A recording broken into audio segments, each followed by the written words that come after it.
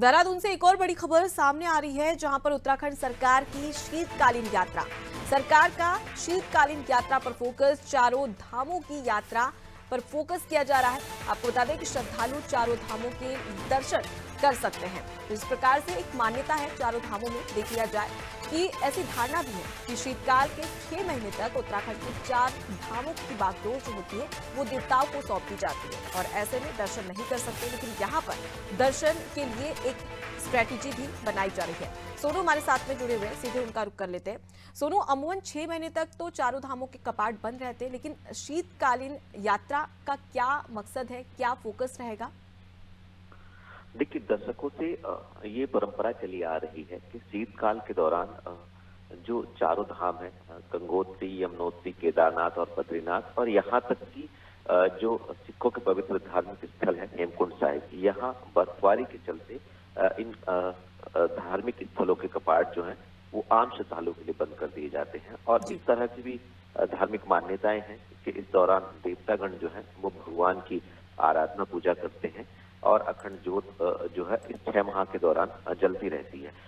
इसके साथ साथ अब सरकार शीतकालीन यात्रा पर फोकस कर रही है। इन चारों ही धामों के जो शीतकालीन प्रवास स्थल है, जहां पर नियमित तौर पर जो है पूजा अर्चना होती है,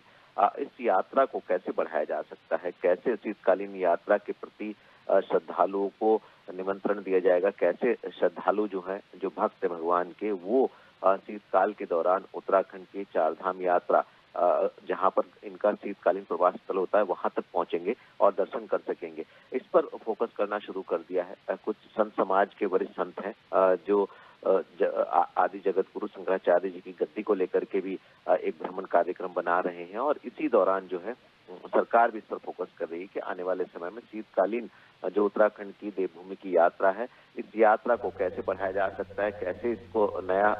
स्वरूप दिया जा सकता है, ताकि शीतकाल के दौरान भी श्रद्धालुओं की, धार्मिक पर्यटकों की आवाजाही उत्तराखंड में लगातार बनी रहे। जी बिल्कुल सोनू, और जैसा कि आपने भी जिक्र किया कि शीतकालीन में ऐसी धारणा मानी जाती है कि 6 महीने तक उत्तराखंड के 4 धामों की बागडोर जो है वो देवताओं को सौंप दी जाती है। और हिंदू मान्यताओं और धर्म के आधार पर अगर हम माने तो कई सारे ऐसे श्रद्धालु हैं जो इसमें आस्था भी जताते हैं, लेकिन उसके उलट अब इस प्रकार का निर्णय क्या सही लगता है और इसकी किस प्रकार की संभावनाएं जताई जा रही है कि वहां के जो पुजारी होंगे वो इसे स्वीकार कर पाएंगे?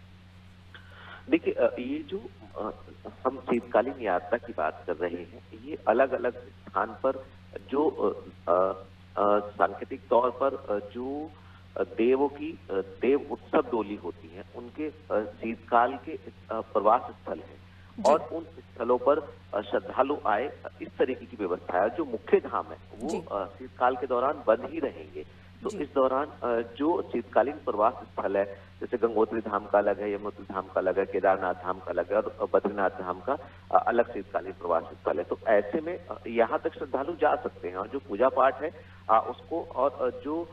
देव उत्सव डोली जो शीतकालीन प्रवास स्थल पर विराजमान होती है 6 माह तक परंपराओं के लिहाज से, वहां पर दर्शन कर सकते हैं। इसके बाद जब कपाट खुलेंगे तो ये डोली पूरी परंपराओं के साथ, विधि विधान के साथ मुख्य धाम तक पहुंचती है और शुभ मुहूर्त और शुभ लग्न में कपाट खोले जाते हैं। तो सरकार का ये फोकस है कि जो देव स्थल हैं जहां पर शीतकाल के दौरान इन देवों की पूजा अर्चना की जाती है, यहाँ पर जो है श्रद्धालु आए और यहाँ पर